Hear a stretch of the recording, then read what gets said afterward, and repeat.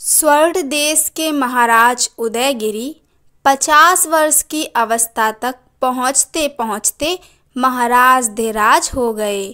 देश देशांतरों में उनकी विजय पताका लहरा चुकी थी। उनके पराक्रम का कोई पारावार न था। अनेक बंदी राजा उनके भीमकाय दुर्ग में अंधेरी दीवारों को ताकते हुए दम तोड़ रहे थे और उन्हीं के देशों की सुंदर रमणियां महाराज के अंतपुर की शोभा बढ़ा रही थीं। जब भी महाराज की सेना किसी राज्य को रौंदकर लौटती तो महाराज की विपुल स्वर्ण राशि और भी बढ़ उठती और उनके मुकुट में नए हीरे मोती चमकने लगते। पर महाराज की आंखें अब भी क्षितिज पर अटकी हुई थीं। वर्षा ऋतु के अंतिम दिन थे। महाराज अपने मंत्रियों के साथ अपने राज्य के उत्तरी पर्वतों पर आखेट खेल रहे थे। दोपहरी ढल चुकी थी। महाराज एक नववयस्क हिरण का पीछा करते हुए अपना रास्ता भूल गए। आखेट की उत्तेजना में वे मीलों की दूरी तक अपना घोड़ा दौड़ाते चले गए, पर हिरण का कुछ पता न चला। जंगल की सीमा आन पहुंची और महाराज थक कर एक पेड़ के नीचे खड़े हो गए। पर दूसरे ही क्षण महाराज ने सामने आंख उठाकर देखा तो पुलकित हो उठे। ढलते सूर्य के लाल प्रकाश में सामने एक विशाल पर्वत अपना गर्वपूर्ण माथा ऊंचा किए खड़ा था और उसके पांव में एक बड़ी सी नीली झील बिछी हुई थी। झील इतनी स्वच्छ थी मानो प्रकृति के अथाह सौंदर्य के लिए एक दर्पण हो। पहाड़ की तराइयां देवदारू के वनों से लदी हुई थीं और दाईं ओर ढलान पर एक छोटा सा नगर बसा हुआ था, जिसकी छतें सायंकाल के धुंधले प्रकाश में दूर तक फैलती हुई नजर आ रही थीं। महाराज इस अपूर्व दृश्य को एकटक देख रहे थे। इतने से उनके साथी उन्हें ढूंढते हुए आ पहुँचे। मैं नहीं जानता था कि मेरे राज्य में ऐसे सुंदर प्रदेश भी मौजूद हैं, महाराज ने प्रसन्न होकर कहा। पास खड़े हुए महामंत्री ने हाथ बांधकर उत्तर दिया, महाराज, यह प्रदेश आपकी राज्य सीमा से बाहर है। आपके राज्य की सीमा यहाँ पर समाप्त हो जाती है, जहाँ पर आप खड़े हैं। तो क्या यह प्रदेश मेरे राज्य का अंग नहीं है?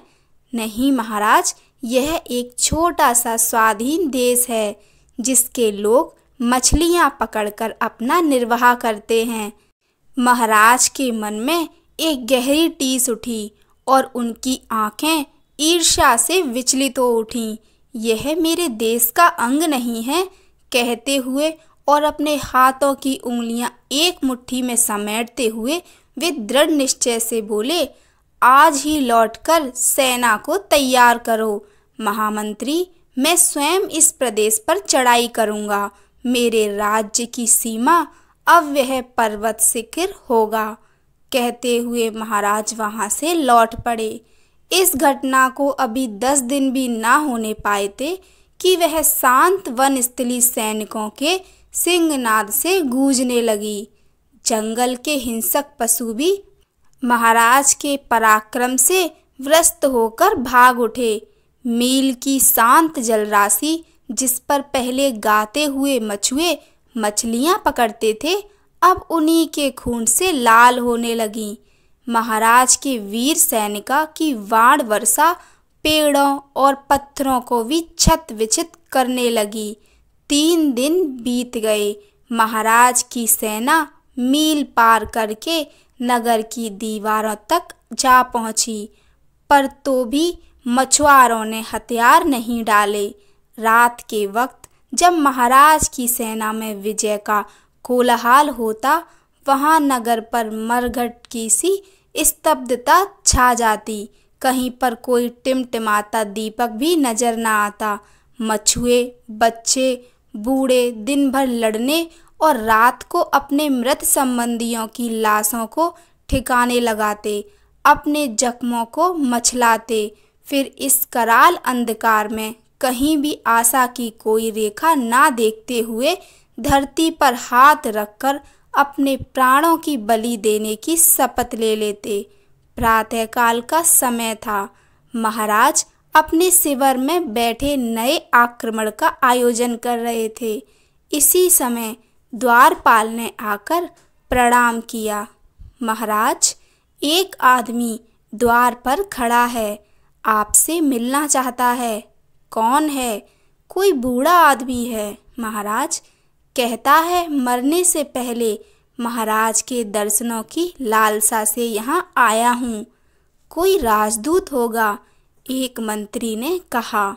या कोई सैनिक होगा, दूसरे मंत्री ने कहा। उसके पास कोई अस्त्र नहीं महाराज, वह बहुत बूढ़ा है और लाठी के सहारे बड़ी कठिनता से खड़ा हो पाता है। महाराज ने प्रवेश की स्वीकृति दे दी। थोड़ी देर बाद एक वृद्ध पुरुष लंबा मैला सा चोगा पहने अवस्था के बोझ से दबा हुआ अपनी लाठी पर झुककर चलता हुआ महाराज के सामने आ खड़ा हुआ। तुम कौन हो? मेरे पास समय बहुत थोड़ा है, महाराज ने कहा। बूढ़ा नमस्कार करते हुए बोला, महाराज, समय तो मेरे पास भी बहुत थोड़ा है। महाराज के यश और कीर्ति से चारों दिशाएं गूंज रही हैं। मैं आपके दर्शनार्थ यहाँ चला आया हूँ। महाराज थोड़ी देर तक उसके चेहरे की ओर देखते रहे, फिर धीरे से बोले, शत्रु देश से आए हो? नहीं महाराज, मैं आप ही के राज्य का सेवक हूँ। यहाँ से थोड़ी दूरी पर मेरा झोंपड़ा है। तुम क्या चाहते हो? दान दक्षिणा का प्रार्थी हूँ। महाराज, मैं बहुत बूढ़ा हूँ, कहते हुए वृद्ध ने अपने लंबे वस्त्र की जेब में हाथ डाला और एक छोटी सी सफ़ेद हड्डी का टुकड़ा निकाल कर बोला, मुझे इस हड्डी के वजन के बराबर सोना दे दिया जाए महाराज, मुझे और कुछ नहीं चाहिए। महाराज ने हड्डी को देखा। नाखून से बड़ी वह हड्डी ना थी और उसे देखकर अकस्मात हंसने लगे। वृद्धावस्था में लोग पागल हो जाते हैं। इस हड्डी के तुल्य तो एक रत्ती भर सोना भी ना आएगा। वृद्ध, और कुछ मांगो। मेरे लिए आपके हाथ का दिया हुआ कड़ भर सोना भी निधि के समान होगा महाराज। महाराज ने हंसते हुए तराजू मंगवाने का आदेश दिया और पास पड़े हुए चांदी के थाल में से 2 स्वर्ण मुद्राएं उठाकर बूढ़े की ओर फेंक दी। इनके साथ हड्डी को तोला।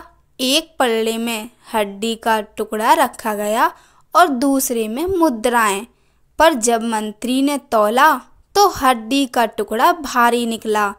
महाराज लज्जित हुए और फौरन ही 2 मुद्राएं और निकालकर तुला में डाल दी। याचक की प्रार्थना भले ही छोटी हो, पर दानी के दान में उदारता होनी चाहिए। महाराज हैरान हुए और तुला में से हड्डी को निकालकर देखने लगे। फिर उत्तेजित हाथों से चांदी के थाल में से एक साथ मुट्ठी भर मुद्राएं उठाकर तुला में डाल दी और तुला को अपने हाथ में लेकर स्वयं तौलने लगे। पर पहले की तरह हड्डी का पलड़ा अब भी भारी निकला। सब दरबारी चकित होकर तुला के पास आ गए। महाराज विस्मय से हड्डी को देख रहे थे। मौका देखकर वृद्ध ने हाथ बांधकर कहा, महाराज, मैं अपनी हड्डी को वापस लेता हूँ। शायद आपके पास इसके बराबर सोना दान के लिए नहीं है। महाराज इस अपमान को सहन ना कर सके। एक बड़ी तुला मंगवाई गई और उसके एक पलड़े में यह तुच्छ सी हड्डी और दूसरे में चमकती मुद्राओं से भरा सारा का सारा थाल उड़ेल दिया गया। पर हड्डी का टुकड़ा ज्यों का त्यों भारी निकला। यह जादू की हड्डी है। वृद्ध, तुम मेरा अपमान करने आए हो। महाराज की आंखें दंभ और क्रोध से लाल हो उठीं। ना वह हड्डी को बाहर फेंक सकते थे, ना ही उसके बराबर सोना जुटा सकते थे। इससे भी बड़ी तुला मंगवाई गई। मुद्राओं के स्थान पर सोने की ईंटें रख दी गईं, पर नन्ही सी सफ़ेद हड्डी फिर भी भारी निकली। एक पागल जुआरी की तरह महाराज इस तुला पर अपनी स्वर्ण राशि लुटाने लगे। दरबारी चित्रवत खड़े इस व्यापार को देख रहे थे। महाराज के माथे पर पसीने के बिंदु नजर आने लगे। वृद्ध धीरे धीरे मुस्काने लगा, फिर हाथ बांधकर बोला, महाराज, आपका राज्य बहुत बड़ा है, पर आपके राज्य की धनराशि तो क्या, संसार भर के राज्यों में इसकी तुलना या सोना ना मिल सकेगा। महाराज की सांस फूली हुई थी। वह नज़र उठाकर बोले, क्या कहा? संसार भर का सोना इस हड्डी की तुलना नहीं कर सकता? हाँ महाराज, संसार के 7 सिंधुओं का पानी भी यदि सोना बन जाए तो इस हड्डी की प्यास को नहीं बुझा पाएगा। महाराज चुप हो गए और एकटक वृद्ध के चेहरे की ओर देखने लगे। फिर धीरे से बोले, क्या बात है वृद्ध? इस हड्डी का क्या भेद है? यह कामना की हड्डी है महाराज। इसकी प्यास सदा बढ़ती है, कभी बुझती नहीं। महाराज विस्मय में आ गए। उनकी गंभीर मुद्रा पर आवेश, पराजय और नम्रता के भाव नजर आने लगे। उनकी आंखें वृद्ध के चेहरे पर से हटकर अनोखी हड्डी पर आ गईं। तो क्या वृद्ध, संसार सार भर की संपत्ति इस हड्डी से हल्की ही रहेंगी? हाँ महाराज, वृद्ध ने कहा। फिर धीरे से बोला, यह मछुओं का छोटा सा देश तो इसके पलड़े को छू तक ना पाएगा महाराज। तो वृद्ध, क्या इस हड्डी की तुलना संसार की कोई भी वस्तु नहीं कर पाएगी? वृद्ध मुस्काया। फिर उसने धीरे से अपने पास खड़े हुए एक सैनिक के हाथ में से उसकी कटार ले ली और दूसरे ही क्षण अपने हाथ को जख्मी कर लिया। यह तुमने क्या किया वृद्ध? अपना हाथ काट लिया? महाराज ने हैरान होकर पूछा। वृद्ध ने अपने जख्मी हाथ पर से टपकते लहू की एक बूंद तुला में डाल दी। देखते ही देखते हड्डी का पलड़ा ऊंचा उठने लगा, यहाँ तक कि खून की बूंद का पलड़ा बोझल हो गया। महाराज उदयगिरि, मेरा रक्त तो बूढ़ा हो चुका है, उसमें कोई संपन्न नहीं, पर एक युवक या एक बच्चे के खून का तो स्पर्श मात्र भी भारी होगा। महाराज विचलित हो उठे और चुपचाप शिविर में से बाहर निकलकर मील के सामने आ खड़े हुए। बाढ़ की वर्षा अब भी उसी वेग से चल रही थी और मील का पानी अब भी लाल हो रहा था।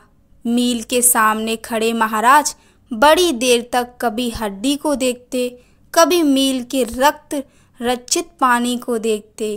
कहते हैं दूसरे दिन प्रातः जब दुदुंदी बजने का समय हुआ तो मछुओं ने देखा कि महाराज उदयगिरि की सेनाएं वापस लौट रही हैं और वनों से भागे हुए पशु पक्षी फिर से धीरे धीरे अपने घरों और घोंसलों को लौटने लगे हैं। कहानी को सुनने के लिए आप सभी का धन्यवाद। जय श्री राम।